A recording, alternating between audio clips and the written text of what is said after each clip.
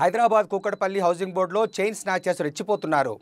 Temple bus stop వద్ద ఓ ఇంటి ముందు ముగ్గు వేస్తున్న మహిళను నీళ్లు ఇవ్వమని ఓ యువకుడు అడగడంతో లోపలికి వెళ్లిన మహిళ వెంటే ఇంట్లోకి వెళ్లి ఆమె మెడలో నుండి 2.5 తులాల బంగారు గొలుసు ఎత్తుకెళ్లాడు దుండగుడు. బాధితురాలి ఫిర్యాదు మేరకు సంఘటనా స్థలానికి చేరుకున్న పోలీసులు కేసు నమోదు చేసుకుని సీసీ ఫుటేజ్ ఆధారంగా దర్యాప్తు చేస్తున్నారు.